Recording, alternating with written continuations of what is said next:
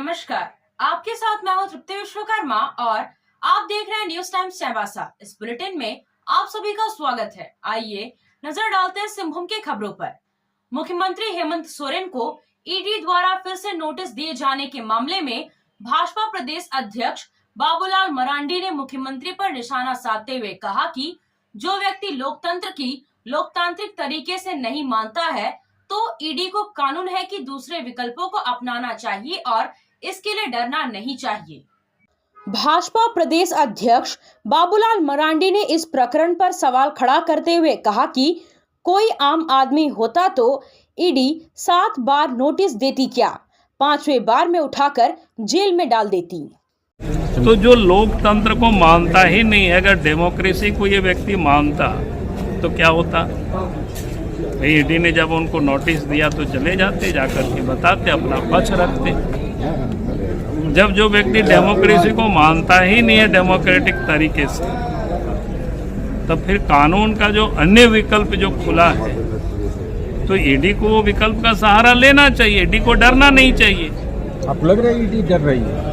अब लग रहा है कि नहीं, लेकिन देख रहे हैं कि भाई क्यों इतने ये कर रहे हैं। जब जो व्यक्ति, अगर आप सोचिए, अगर एक मामूली व्यक्ति को कोई नोटिस हुआ रहा तो हमें नहीं लगता है उसको 7 बार नोटिस दिया जाता, 2-3 बार नोटिस दिया जाता, 5वां बार तो उसको उठा करके अंदर कर देता। तो मुख्यमंत्री कोई कानून से बाहर तो नहीं है। उन्होंने कहा कि विधि सम्मत उन लोगों को कार्रवाई करनी चाहिए, डरना नहीं चाहिए उन लोगों को। किस बात की डर है भाई? मोदी सरकार में केंद्रीय एजेंसी कमजोर कैसे हो सकती है? नहीं, कमजोर नहीं है, मैं नहीं कह रहा कमजोर है, लेकिन पता नहीं, इसलिए मैं कह रहा हूँ ना कि इस प्रकरण को देख के आपको लग रहा है, इस प्रकरण को लग रहा है कि भाई क्यों ये चुप है। आखिरी भाजपा प्रदेश अध्यक्ष ने सरकार के मुख्य सचिव LB ख्यांगते को ईडी द्वारा नोटिस जारी किए जाने के बारे में भी एक बड़ी बात कहा कि ख्यांगते को ईडी का नोटिस मिला ही नहीं है, बल्कि जेल से और भ्रष्ट अफसर मिलकर ये खबर प्लांट कर रहे हैं, छपवा रहे हैं। आज मैंने सवेरे सवेरे अखबार में मैंने पढ़ा कि भाई ईडी ने ख्यांति को नोटिस दिया, तो मैं पता करने की कोशिश की ये क्या है। पता चला कि ख्यांति को ईडी ने कोई नोटिस दिया ही नहीं है, ये भी जेल से ही प्लांट कर रहे हैं। कुछ भ्रष्ट अफसर मिलकर के प्लांट कर रहे हैं और वो छपवा रहे हैं। मैंने इस निजता तक बल्लों को तो आ रहा है। हाटगमरिया के केंद्रपोशी मैदान में रविवार को खेलकूद प्रतियोगिता का समापन हुआ। समापन समारोह में मुख्य अतिथि के रूप में विधायक दीपक बिरुआ मौजूद थे। प्रतियोगिता में विभिन्न खेलकूद प्रतिस्पर्धा का आयोजन किया गया था।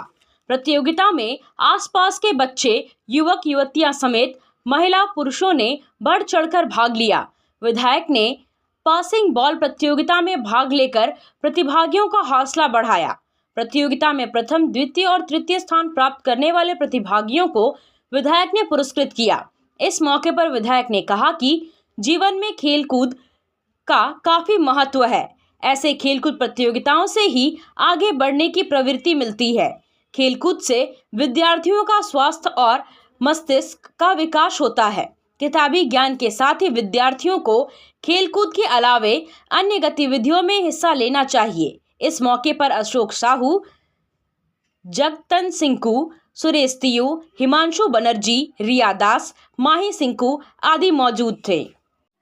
चाईबासा के विधायक दीपक बिरुआ की पहल पर मलेरिया से प्रभावित हाटगमरिया प्रखंड के हाटगमरिया, हांगरा गुटू, परोमसाई, कालीमाटी गांव में 11 चिकित्सकों की टीम ने शिविर लगाकर मलेरिया से पीड़ित ग्रामीणों का सैंपल लिया। मलेरिया से प्रभावित हाटगमरिया प्रखंड के ग्रामीणों ने विधायक को इसकी जानकारी दी थी। विधायक ने मामले को गंभीरता से लेते हुए सिविल सर्जन को शिविर लगाने के लिए कहा। विधायक के कहने पर सिविल सर्जन ने स्पेशल टीम भेजकर शिविर लगवाया।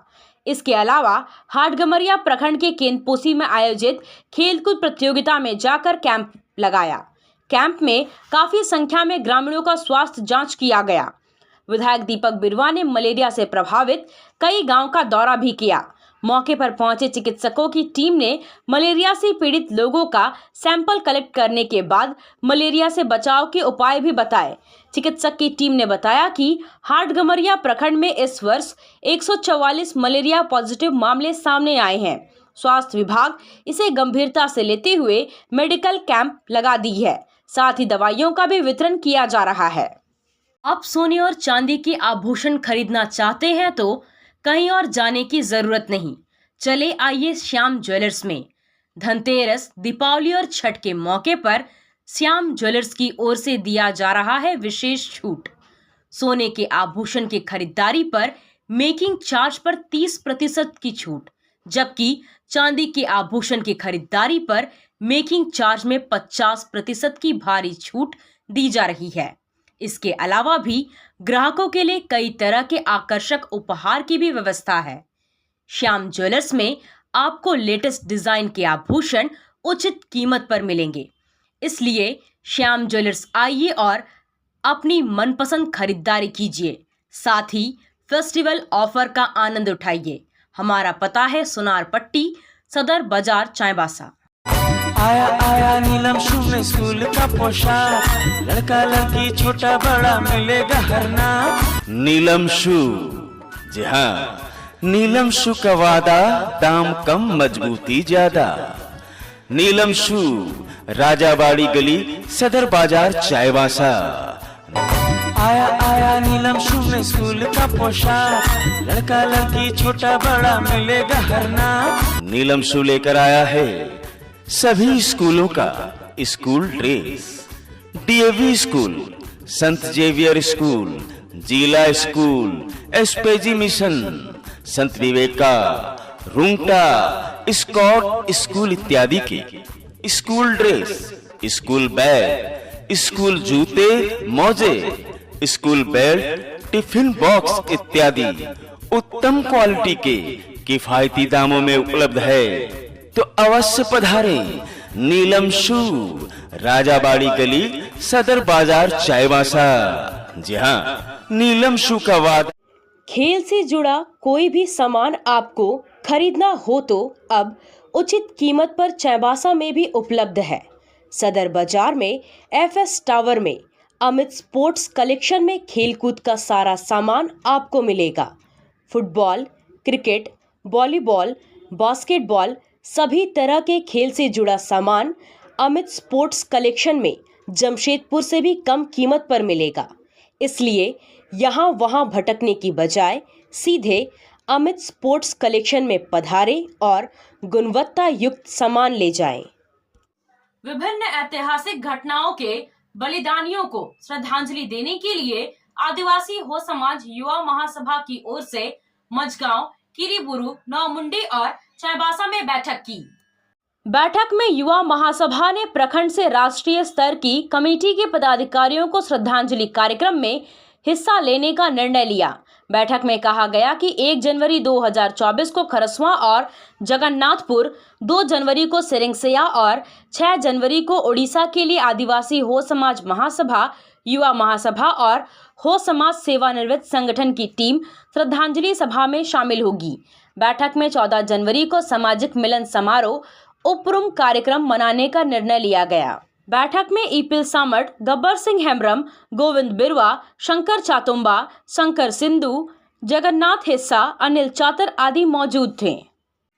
आदिवासी उरांव समाज संघ चाईबासा की ओर से उरांव समाज का हड़बोड़ा कार्यक्रम का आयोजन किया गया।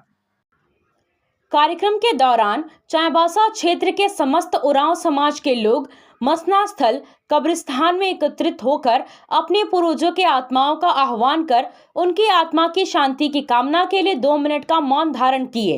कार्यक्रम के सफल आयोजन में समाज के लोग हड़बोड़ा का कार्यक्रम कर अपनी अपनी पूर्वजों के कब्र पर मृत रिश्तेदारों की आत्मा को शांति पहुंचाते हैं और उन मृत आत्माओं से आशीर्वाद मांगते हैं।